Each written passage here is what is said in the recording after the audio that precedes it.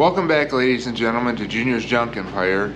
I'm Matt, and today we are going to be switching gears a little bit, stopping on the barn project and working on an air compressor. More importantly, we are going to be hydrotesting an air compressor tank to check for any leaks, bad spots, to make sure it's safe to use in the shop out here.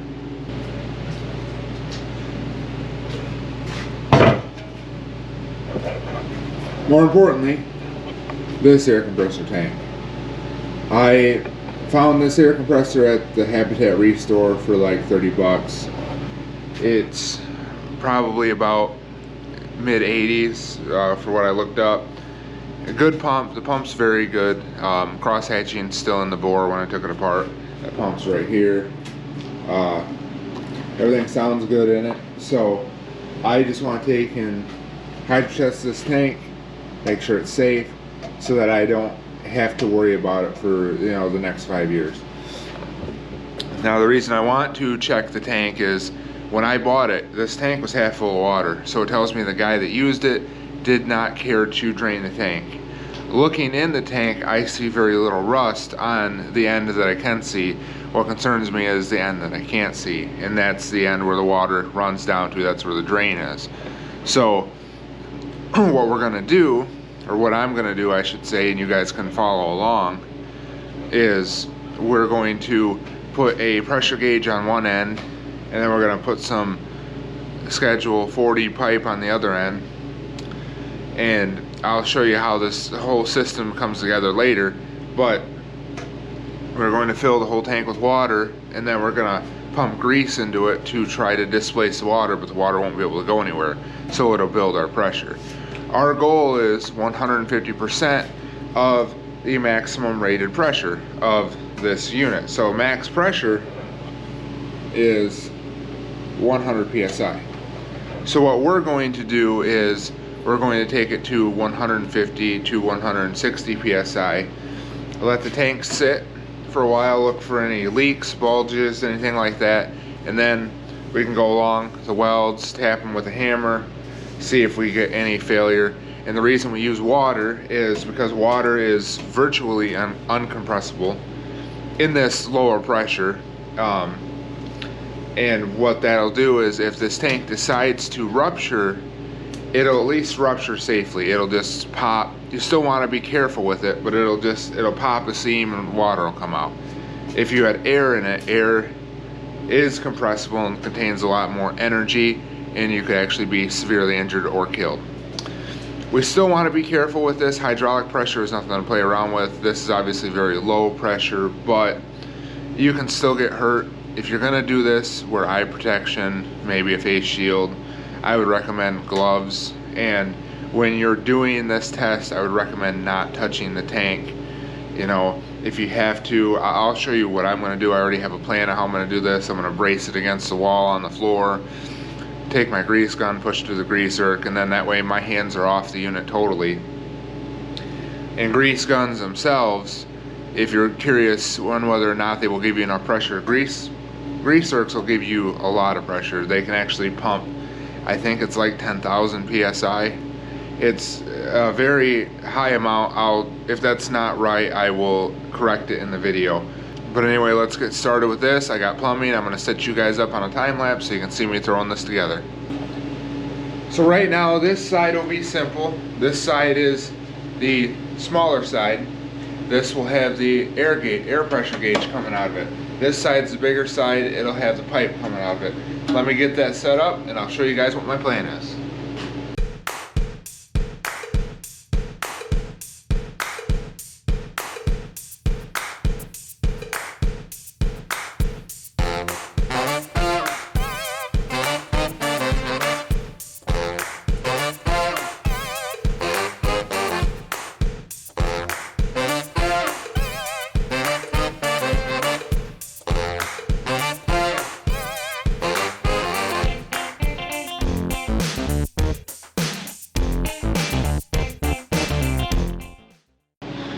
Okay, now I know you might be asking yourself, why am I not just pumping grease into the tank? And I've actually done that. There was a compressor, I will show it right here. that I have redone, or I'm in the process of redoing. I have, in that tank, I pumped grease into it. It was a very little amount. It was a small tank. It didn't need a lot in there. This is going to need some more grease. The size of your tank all depends. It doesn't take a lot. I've heard guys doing 80-gallon tanks. They might take a tube and a half of grease. This won't take too much. But what this will allow me to do is, this will all be filled with water. When I pump grease into here, it'll start displacing the water out of this tube. And then when I get to my desired pressure, which will be straight up and down 150, this is all open now, I will close this valve and I will hold pressure in the tank. And that will allow me a couple things. One, it'll allow me easier cleanup. All my grease will be in this tube. It won't be in my tank. I won't have to worry about it coming out of my tank. If my tank, and I have another tank that I need to pressure test, had a plug right here, I wouldn't worry about this. I'd pump grease directly into the tank and then just drain it out the plug when it's done. This does not. It would be very hard to clean it up. So this is just an easy cleanup method for me. This whole system, it cost me probably $45 to put together, but what it'll allow me to do is I can always have something to pressure test my tanks with.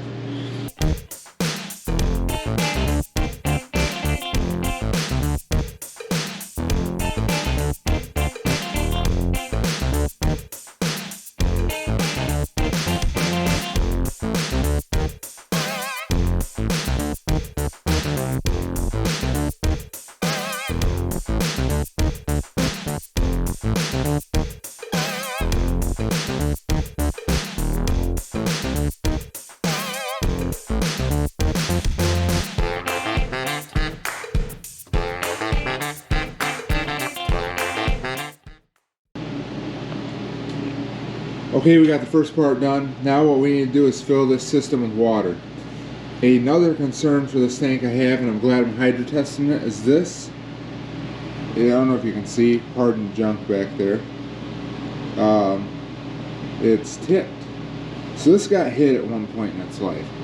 It might be okay. Nothing looks damaged down there. I gotta take a better look at it, get all that gunk out of there. But that is another concern. If it got hit, did it damage the structural integrity of that weld? Obviously this was used recently. I don't know when it got hit though. So that's why we're pressure testing it. So I'm gonna go out and film this with water. I'm not gonna take you guys with me because it's dark and you won't be able to see anything. I have a jug of water in here that once I put the rest of the plumbing back together, I will top it off. But essentially all I'm gonna do is I'm gonna come in with a garden hose on this side and fill this until water comes out. I'm gonna move this tank back and forth to get any air bubbles out, and then once that's full, I'm gonna bring it back in here, put the gauge on, tip it up to get water into the gauge, and then I'm gonna start putting all the plumbing on this side, and then I'll tip it back, fill that whole tube with water, and put it together. And then we'll be ready to put grease in the system.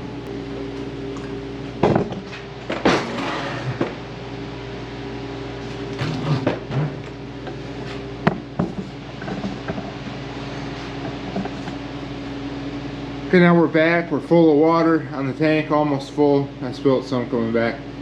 We're gonna put the gauge on, like I said, we're gonna tip it back, get the water out, and then go from there.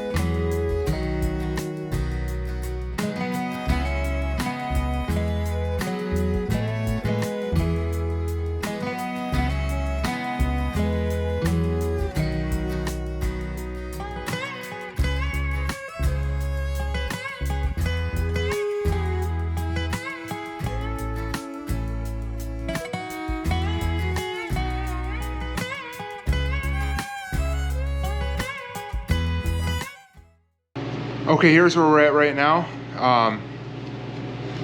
I've got my eye protection on, I got this whole system buttoned up. I got a leak right at my grease zerk that might be problematic for me, but if it ends up being problematic, I'll just go to the store and I'll buy a hose. I'll pull the fitting off and I'll attach a hose to this end and a hose to this end, pump it in, and that's where the check valve will help. So once I get the system to pressure, hit the check valve and we're good to go. I'm bracing it up against the wall so I don't have to hold the tank. I can push the grease gun on and grease it, and the wall will push back, well, the door, and we're going to get it up to 150 psi. Now for this to work, what you want to do is you want to get all that air, all the air that you can out of the system, because any air is going to be, one, potentially dangerous, and two, you're going to be fighting back because the air is going to compress. I've got, I'd say probably 99.5% of the water out of the system, if not more. I kept turning the tank up, filling that pipe, and then closing the valve and moving the tank around. And then I would open the valve again and the water level would drop, and I kept doing that until I got almost no drop out of it. So I'm going to set you guys up now so you can watch the gauge, and we'll see if we can get it to 150. Now I'm going to wear eye protection and gloves, and I'm going to stay away from the tank. Like I said before, this is one of the better ways to test it. Some people use pressure washers instead of grease guns. This is a relatively small tank and I don't have a pressure washer. So grease is my second best option. It still could be dangerous in certain scenarios, so be cautious, be careful. If it doesn't feel right, don't continue.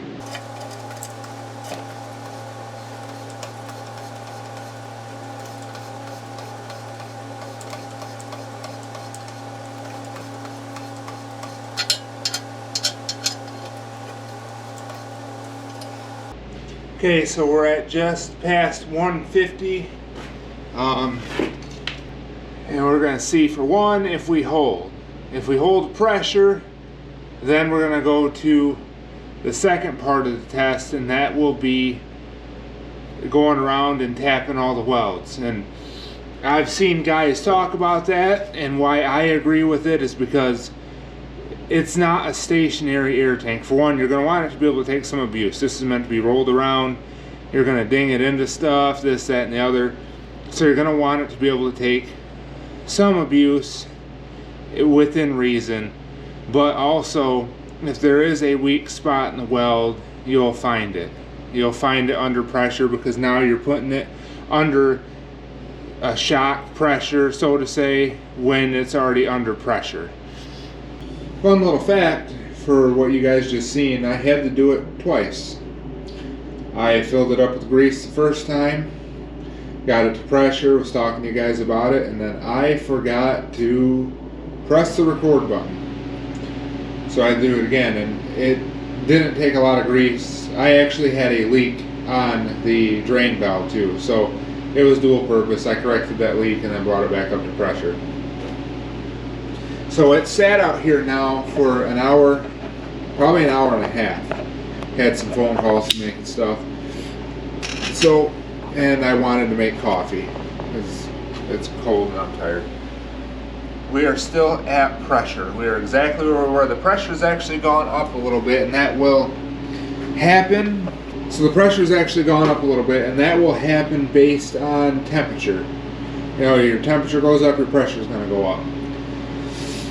It's not really that much warmer in here, so it didn't go up a lot. But if you were to sit this in the sun, let's say, on a hot day, that pressure might go up a significant amount. So keep that in mind when you do this. You don't want to accidentally rupture your tank.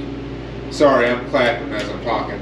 You don't want to accidentally rupture your tank because you forgot and left it in the sun. Also, contrary, it's wintertime for me right now. Don't leave water in your tank. It'll ruin your tank if it freezes. So what we're going to do now, I'm going to take the hammer,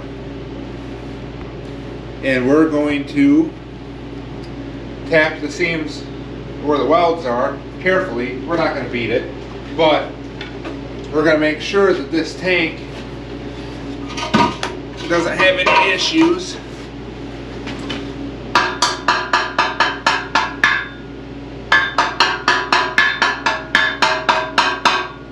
Again, I'm not going to go crazy with it. Already that it held pressure is good enough for me. What I'm concerned with, and this is really heavy. Oh, not now, it's got water in it. What I'm concerned with is in here and these seams, especially this seam.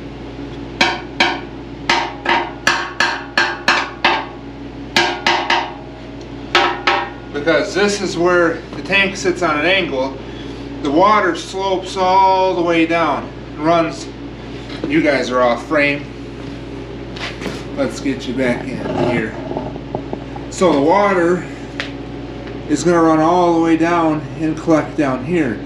So if you're going to have rust issues, it's going to be here. When I looked in the tank up here, there was hardly anything. It was actually a pretty clean tank, but I couldn't see here.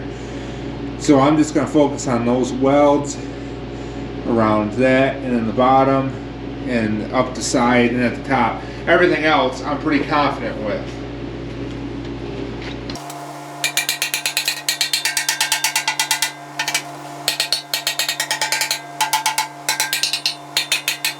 Okay, I'm pretty happy with that, and I'm going to tell you, that's just methods that I've seen guys talk about, and it makes sense. It makes sense, like I've said before. This tank's going to get drug around. You know, it's going to get dinged up against stuff. If there was any weakness in a weld, tapping it with a hammer would probably bring it out. Especially you're 150% above what your max pressure is going to be already. So this alone is enough to make me feel confident that this tank is ready to be put back into service in my shop. Now, if I had a bore scope, it would make me feel a little bit better. I could look into the tank and see if there was any significant rust issues. So now what I want to do, I'm going to crack this drain valve open on the bottom, and I want you to see why this is a safer method. To drop this to 0 psi, not a lot of water is going to come out of the system, but I want you to look. We are still at 150 psi. Looking at the tank, we have no weird bulges on the tank, you know, nothing odd, nothing that looks wrong anywhere in the tank. So now we're good to crack her open.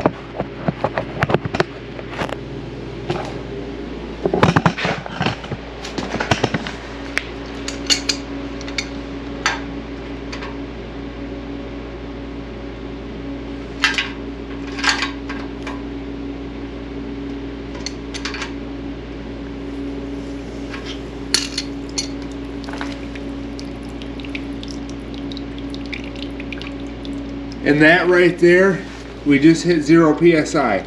So that little bit of water is all that had to be displaced to get to 150 psi. If that was air, you would know. If you have an air compressor and you drain your compressor by the blow-off valve, you know how much air is in there. So you know what I'm talking about. That little bit of water, that's nothing. That's why this is I'm not going to say it's a completely safe method, but it's probably one of the best methods I know to test a tank if you're unsure about it. Now what I'm going to do, and I'm going to do it off camera, I'm just going to go outside, tip the tank over, let it drain. First, I actually wanted to take this pipe off. I wanted to see if this method worked in keeping grease out of my main tank. So let's take this pipe off and see how far grease got into it.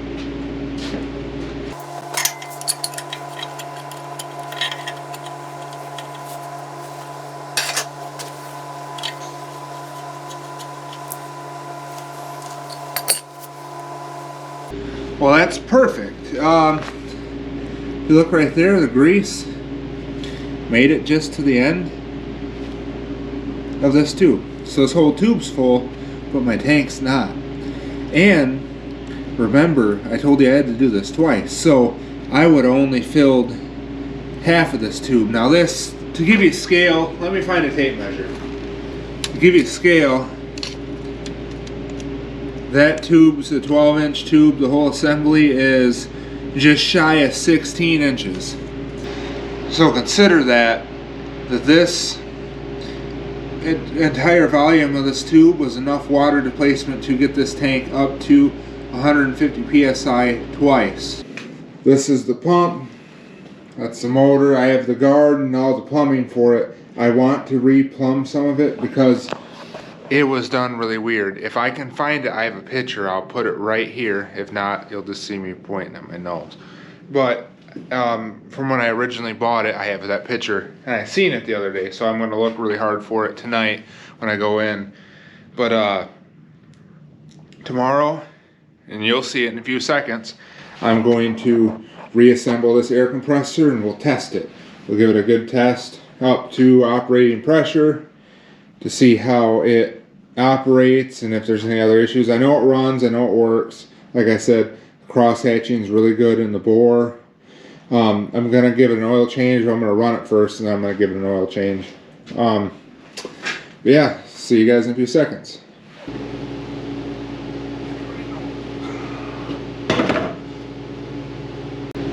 So we got a check valve here. We're gonna put this check valve in first on the tank because that's where it came from, and that'll be in line from the pump to the tank, because this line will go on it when it's in.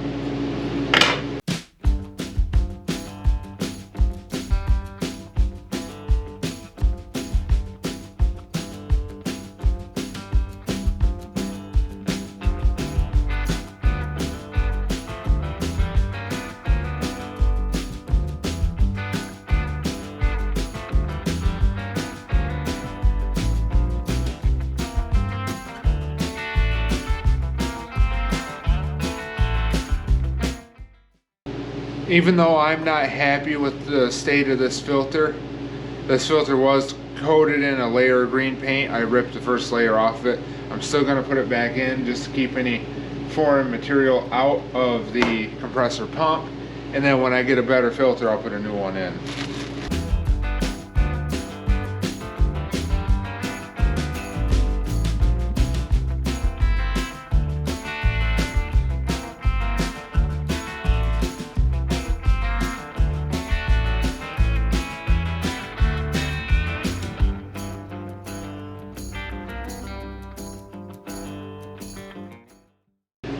Now we're having an issue already. I checked that check valve, it operated, but now I put it in there and it's not operating, so we're going to pull it back apart. This is always why you check it, because if you were to start this compressor up, you would probably blow a line, I'd imagine, being that that check valve isn't working, but I don't know why. So let's open it back up and see what we got going on. So for some reason when I screw in my check valve, it quits working. So I'm going to shut the camera off while I try to figure this issue out, and when I figure it out, I'll let you guys know what it is. So for some reason when you tighten that valve up till it's tight, and I wasn't going over tight with it, but I was tightening it enough where I felt comfortable, it actually made that check valve freeze up. So I had to back it off 2 or 3 turns. If it doesn't leak, I'm okay with it, but I have a feeling it's gonna leak.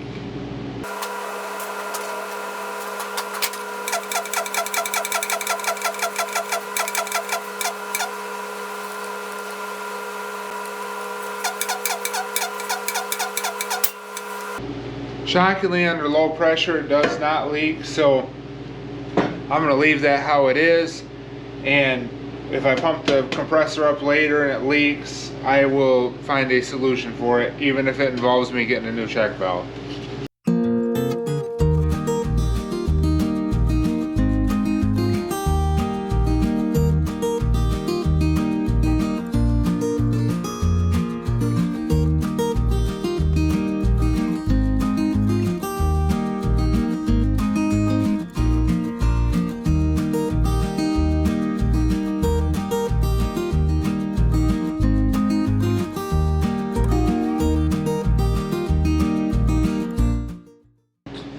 Okay, so here's what I didn't like about how this compressor was plumbed. It had this coming up out of it, And what's weird about this, I'm not sure what it is. I didn't do any research into it, so it's not a lack of knowledge. It's more of I just didn't look. There's a check valve in this. So obviously you have your your blow off here. This is set for 125 psi. This is where your pressure switch goes. And then this is the outgoing for the line. Well, it's got a check valve, and I'm not sure how much I like that. I do want to keep this. My main reason is this is down low like this. I want to get it up a little higher off the tank, but that's just my personal preference. And in a scenario where this would be a compressor that's rolled around a lot, low is probably better. But this will be up. I'm actually probably going to build a shelf for this. This will be off the ground and it'll be relatively stationary. So having it up a little bit higher won't hurt my case. What you guys missed, I got the belt, put the belt on. I'm trying to figure out right now how this guard goes.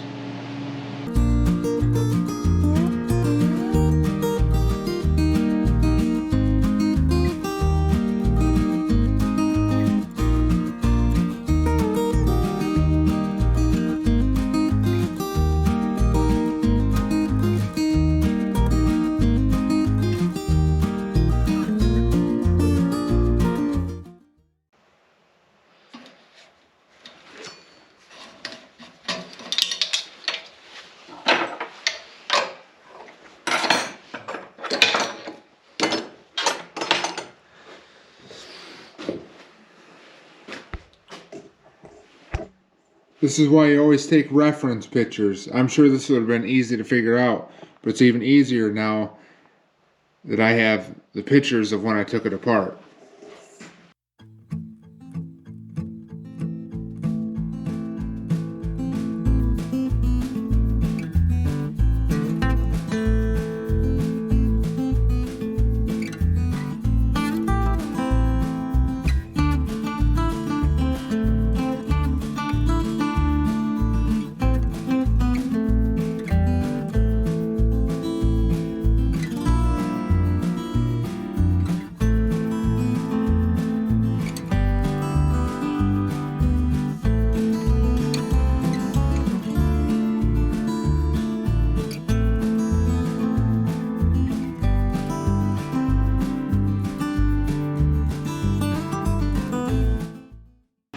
Well, I'm going to give it a test run before we get it all put together. So, let's see what happens.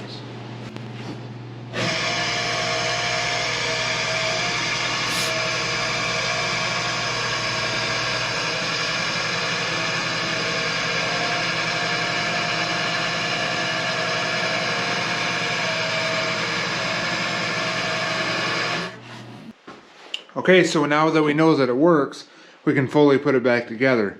I'm going to cut off the camera right here. I've got to figure out how this ground attaches to this case. I just sandwiched it for the moment so it would ground, but there is a screw that goes in here with a little tab, and I can't for the life of me remember how that actually went together. So I'm going to take a look at that, and if I can't figure it out, I'm just going to put the screw in and wrap it around the screw and call it good.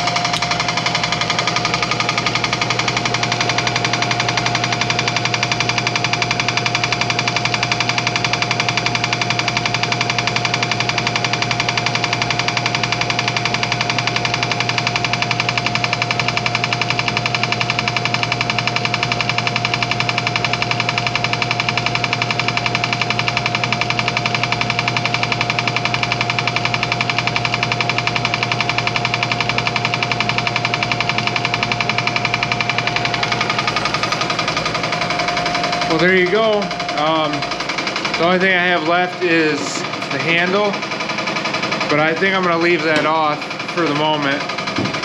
I'll just take the, hold on, I got a can of paint falling.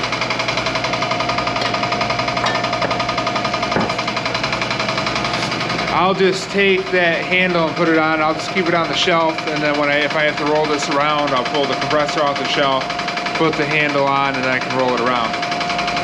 The clicking sound that you hear is the check valve. That's all that is. There's nothing wrong with the pump. As far as the plumbing goes, let me unplug this so you guys can hear me better.